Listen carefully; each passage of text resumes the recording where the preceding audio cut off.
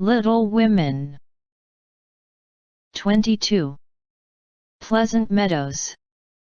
Like sunshine after storm were the peaceful weeks which followed. The invalids improved rapidly, and Mr. March began to talk of returning early in the new year.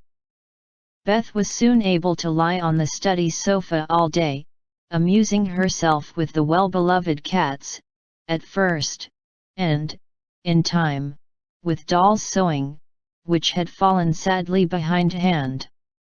Her once active limbs were so stiff and feeble that Joe took her a daily airing about the house in her strong arms.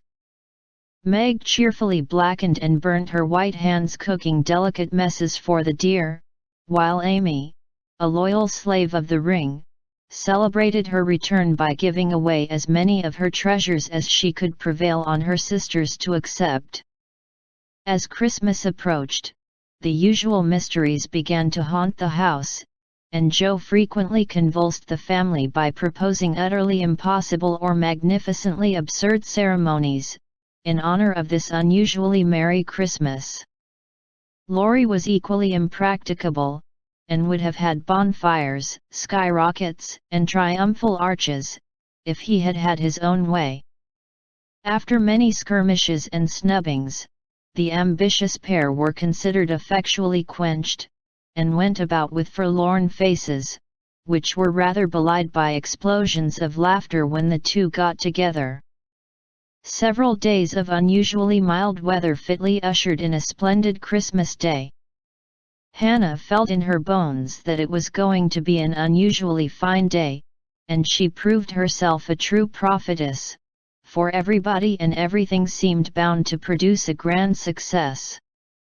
To begin with, Mr. March wrote that he should soon be with them, then Beth felt uncommonly well that morning, and, being dressed in her mother's gift a soft crimson merino wrapper, was borne in triumph to the window to behold the offering of Joe and Laurie.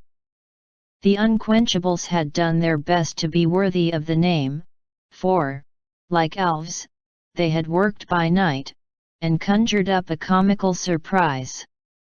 Out in the garden stood a stately snow maiden, crowned with holly, bearing a basket of fruit and flowers in one hand, a great roll of new music in the other, a perfect rainbow of an Afghan round her chilly shoulders, and a Christmas carol issuing from her lips, on a pink paper streamer. The Jungfrau to Beth. God bless you, dear Queen Bess. May nothing you dismay, but health and peace and happiness be yours, this Christmas day. Here's fruit to feed our busy bee, and flowers for her nose. Here's music for her piano, an Afghan for her toes. A portrait of Joanna, c. by Raphael No. 2, who labored with great industry to make it fair and true. Accept a ribbon red, I beg, for Madame Purr's tale. An ice cream made by lovely Peg. A Mont Blanc in a pail. Their dearest love my makers laid within my breast of snow. Accept it, and the Alpine maid. From Laurie and from Joe. How Beth laughed when she saw it, how Laurie ran up and down to bring in the gifts, and what ridiculous speeches Joe made as she presented them. I'm so full of happiness, that, if Father was only here, I couldn't hold one drop more, said Beth, quite sighing with contentment as Joe carried her off to the study to rest after the excitement, and to refresh herself with some of the delicious grapes the Jungfrau had sent her. So am I, added Joe, slapping the pocket wherein reposed the long-desired Undine and Sintram. I'm sure I am, echoed Amy, poring over the engraved copy of the Madonna and Child, which her mother had given her, in a pretty frame. Of course I am, cried Meg, smoothing the silvery folds of her first silk dress, for Mr. Lawrence had insisted on giving it. How can I be otherwise, said Mrs. March gratefully, as her eyes went from her husband's letter to Beth's smiling face, and her hand caressed the brooch made of gray and golden, chestnut and dark brown hair, which the girls had just fastened on her breast. Now and then, in this work-a-day world, things do happen in the delightful storybook fashion, and what a comfort that is. Half an hour after everyone had said they were so happy they could only hold one drop more, the drop came. Laurie opened the parlor door, and popped his head in very quietly. He might just as well have turned a somersault and uttered an Indian war whoop, for his face was so full of suppressed excitement and his voice so treacherously joyful, that everyone jumped up, though he only said, in a queer, breathless voice, "Here's another Christmas present for the March family." Before the words were well out of his mouth, he was whisked away somehow, and in his place appeared a tall man, muffled up to the eyes, leaning on the arm of another tall man, who tried to say something and couldn't. Of course there was a general stampede, and for several minutes everybody seemed to lose their wits, for the strangest things were done, and no one said a word. Mr. March became invisible in the embrace of 4 pairs of loving arms, Jo disgraced herself by nearly fainting away, and had to be doctored by Laurie in the china closet. Mr. Brooke kissed Meg entirely by mistake, as he somewhat incoherently explained, and Amy, the dignified, tumbled over a stool, and, never stopping to get up, hugged and cried over her father's boots in the most touching manner. Mrs. March was the first to recover herself, and held up her hand with a warning, "Hush! Remember Beth." But it was too late.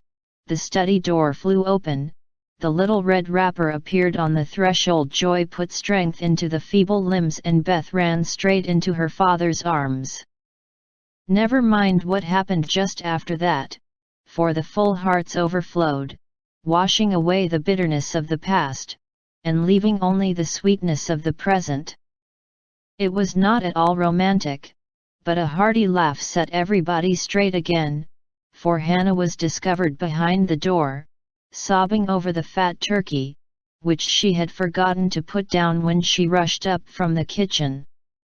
As the laugh subsided, Mrs. March began to thank Mr. Brooke for his faithful care of her husband, at which Mr. Brooke suddenly remembered that Mr. March needed rest, and, seizing Laurie, he precipitately retired. Then the 2 invalids were ordered to repose, which they did, by both sitting in one big chair, and talking hard.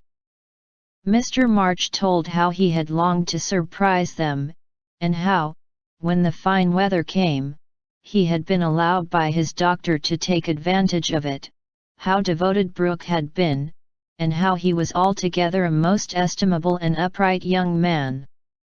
Why, Mr. March paused a minute just there, and, after a glance at Meg, who was violently poking the fire, looked at his wife with an inquiring lift of the eyebrows. I leave you to imagine, also why Mrs. March gently nodded her head, and asked, rather abruptly, if he wouldn't have something to eat. Jo saw and understood the look, and she stalked grimly away to get wine and beef tea, muttering to herself, as she slammed the door, "I hate estimable young men with brown eyes." There never was such a Christmas dinner as they had that day. The fat turkey was a sight to behold, when Hannah sent him up, stuffed, browned, and decorated. So was the plum pudding, which quite melted in one's mouth, likewise the jellies, in which Amy revelled like a fly in a honey pot. Everything turned out well, which was a mercy, Hannah said, for my mind was that flustered, Mum, that it's a miracle I didn't roast the pudding, and stuff the turkey with raisins, let alone bilin of it in a cloth. Mr. Lawrence and his grandson dined with them, also Mr. Brooke, at whom Joe glowered darkly, to Laurie's infinite amusement. 2 easy chairs stood side by side at the head of the table, in which sat Beth and her father, feasting modestly on chicken and a little fruit. They drank healths, told stories, sung songs, reminisced, as the old folks say, and had a thoroughly good time. A sleigh ride had been planned, but the girls would not leave their father, so the guests departed early, and, as twilight gathered, the happy family sat together round the fire. Just a year ago we were groaning over the dismal Christmas we expected to have. "Do you remember?" asked Joe, breaking a short pause which had followed a long conversation about many things. "Rather a pleasant year on the whole," said Meg, smiling at the fire, and congratulating herself on having treated Mr. Brooke with dignity. "I think it's been a pretty hard one," observed Amy, watching the light shine on her ring, with thoughtful eyes. "I'm glad it's over, because we've got you back," whispered Beth, who sat on her father's knee. "Rather a rough road for you to travel, my little pilgrims, especially the latter part of it. But you have got on bravely, and I think the burdens are in a fair way to tumble off very soon," said Mr. March, looking with fatherly satisfaction at the 4 young faces gathered round him. "How do you know?" "Did Mother tell you?" asked Joe. "Not much. Straws show which way the wind blows, and I've made several discoveries today." "Oh, tell us what they are," cried Meg, who sat beside him. "Here is one," and taking up the hand which lay on the arm of his chair, he pointed to the roughened forefinger, a burn on the back, and 2 or 3 little hard spots on the palm. "I remember a time when this hand was white and smooth, and your first care was to keep it so. It was very pretty then, but to me it is much prettier now, for in these seeming blemishes I read a little history. A burnt offering has been made of vanity, this hardened palm has earned something better than blisters, and I'm sure the sewing done by these pricked fingers will last a long time, so much goodwill went into the stitches. Meg, my dear, I value the womanly skill which keeps home happy more than white hands or fashionable accomplishments. I'm proud to shake this good, industrious little hand, and hope I shall not soon be asked to give it away." If Meg had wanted a reward for hours of patient labor, she received it in the hearty pressure of her father's hand and the approving smile he gave her. "What about Joe? Please say something nice, for she has tried so hard, and been so very, very good to me," said Beth, in her father's ear. He laughed, and looked across at the tall girl who sat opposite, with an unusually mild expression in her brown face. "In spite of the curly crop, I don't see the son Joe whom I left a year ago," said Mr. March. "I see a young lady who pins her collar straight, laces her boots neatly, and neither whistles, talks slang, nor lies on the rug as she used to do. Her face is rather thin and pale, just now, with watching and anxiety, but I like to look at it, for it has grown gentler, and her voice is lower. She doesn't bounce, but moves quietly, and takes care of a certain little person in a motherly way which delights me. I rather miss my wild girl, but if I get a strong, helpful, tender-hearted woman in her place, I shall feel quite satisfied. I don't know whether the shearing sobered our black sheep, but I do know that in all Washington I couldn't find anything beautiful enough to be bought with the $25 which my good girl sent me." Joe's keen eyes were rather dim for a minute, and her thin face grew rosy in the firelight, as she received her father's praise, feeling that she did deserve a portion of it. Now Beth, said Amy, longing for her turn, but ready to wait. There's so little of her, I'm afraid to say much, for fear she will slip away altogether, though she is not so shy as she used to be, began their father cheerfully, but recollecting how nearly he had lost her, he held her close, saying tenderly, with her cheek against his own, I've got you safe, my Beth, and I'll keep you so, please God. After a minute's silence, he looked down at Amy, who sat on the cricket at his feet, and said, with a caress of the shining hair, I observed that Amy took drumsticks at dinner, ran errands for her mother all the afternoon, gave Meg her place tonight, and has waited on everyone with patience and good humor.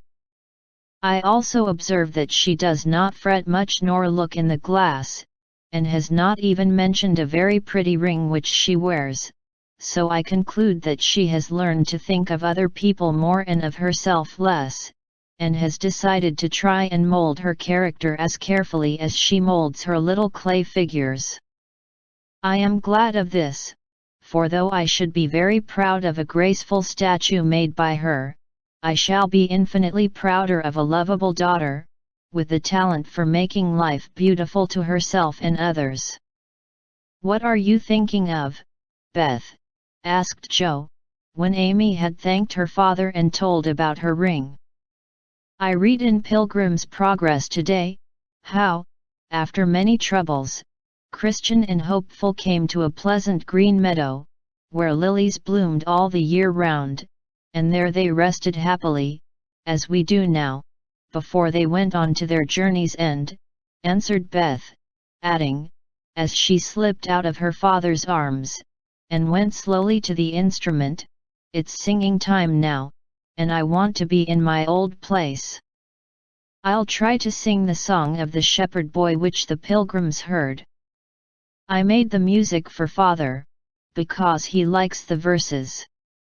So, sitting at the dear little piano, Beth softly touched the keys, and, in the sweet voice they had never thought to hear again, sung to her own accompaniment the quaint hymn, which was a singularly fitting song for her.